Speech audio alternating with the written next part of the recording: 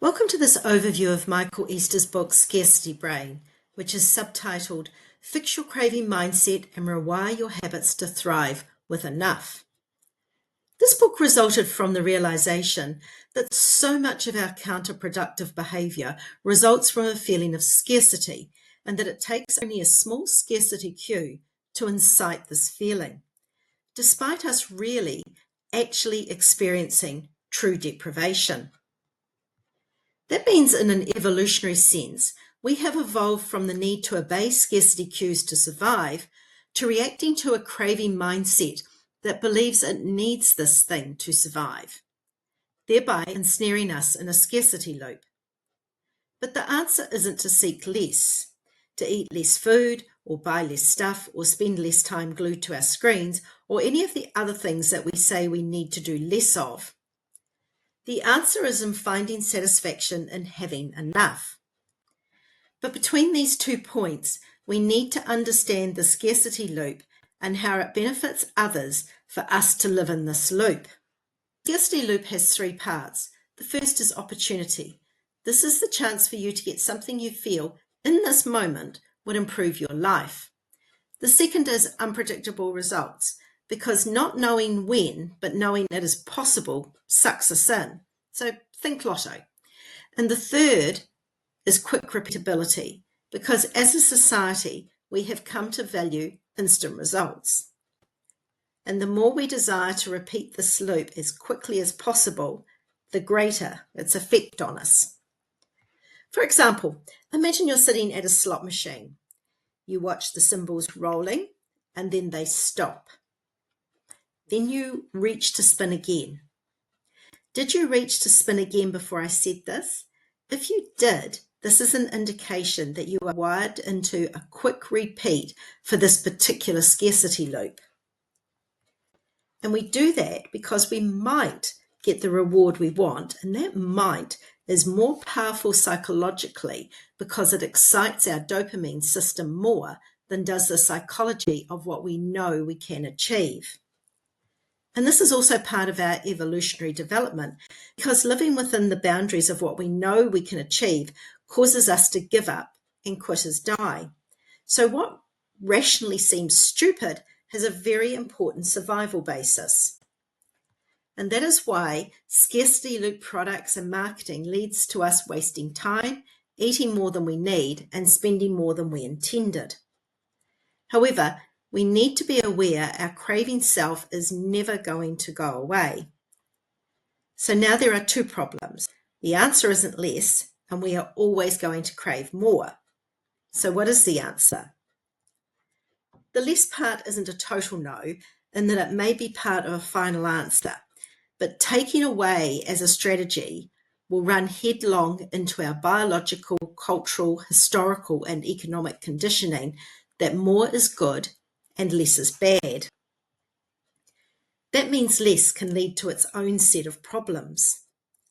So the real question is, how can we be satisfied with enough? Part of the answer is living in an environment with a level of stimulation we prefer, so we cease looking for stimulation in the quick met ways of our addictions. And being aware that if our scarcity circumstances are right and our addictive solution is available, our addiction to a reward, despite negative consequences, will deepen. Because it is an easy way to escape or feel empowered or to cope with life, or just because we can't see any other solution than the one we are already implementing. Which means that our environment, biology, and history are combining to make it harder to make different choices. And that is why it's so easy for products engineered through gaming features to hijack our scarcity brain, because they fool us into feeling we are in charge of some part of our world. They also allow us to avoid asking what is important to us, why we care about it, and how we care about it. So sometimes it is worth building in a pause point before making our usual choice, to instead make the choice to figure out why we have been making our usual choice and what that repeated choice really means to us. what need it is fulfilling. For example, are we in a loop of trying to always look good and maintain our influence on those around us, or a loop of believing the inconsequential is important? Which raises the question, what am I surrounding myself with that keeps me in a scarcity loop rather than tipping me into an abundance loop and a resultant abundance brain? Or more specifically, what is the low-value stuff I am buying and doing that is keeping me distracted and wanting more? Or even worse, undermining my health to the point of diagnosable conditions? And what are the high-value things I am buying and experiencing that have a clear purpose of helping me to achieve a higher purpose? What are the high-value things that move the opportunity to something more meaningful, that delivers rewards from true accomplishment and experiences, that reduces the mindless quick repetition that stops me questioning why I am doing what I'm doing, and that allows me to do beneficial things that bring me positive, longer-term results? Ultimately, the positive long-term result we are seeking is happiness. This is because we have a natural desire for whatever is required by nature for our well-being. And if that sounds like the latest modern-day pronouncement, it isn't. It was recognized by Thomas Aquinas, the 13th century Dominican monk and philosopher. And scientists have been proving him right from the time scientists started publishing ideas about the role of emotions in the 19th century. Yet happiness remains fleeting because each day, survival is the first thing we must address before we once again start climbing Maslow's hierarchy of needs. So what are some of the things we can do to tip ourselves into an abundance loop? The scarcity loop thrives on the mind being disengaged from anything meaningful or only engaged in envious thoughts. However, when the body and mind are both positively engaged, such as in a manual hobby or activity, or in contemplating the creation of something, an abundance loop is activated as the thing being done is providing a tangible result or the pathway to one. And in this way, we can resist our information-seeking brain and its craving for certainty and the answers to every unknown. However, the main thing to be aware of on your journey from scarcity brain to abundance brain is that you will likely replace your scarcity loop with a faux abundance loop. This is similar to a smoker exchanging smoking with exercise or something else that provides short-term satisfaction through being able to track numbers.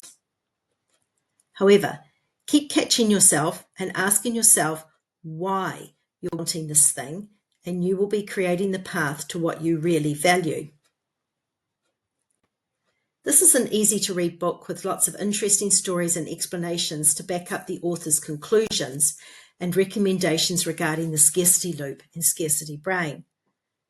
The book is focused on the fact that if we haven't resolved the habits holding us back, it doesn't matter how much effort we put into building supportive habits, we are always going to be pulled back to our lowest point.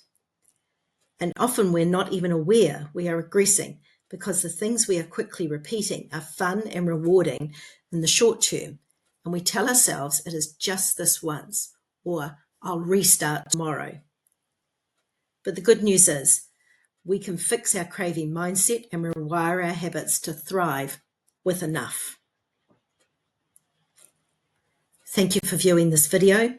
Please like and subscribe and click on the notification bell to be advised when further book overviews are uploaded. And to help me grow this channel's reach, please share the link with others.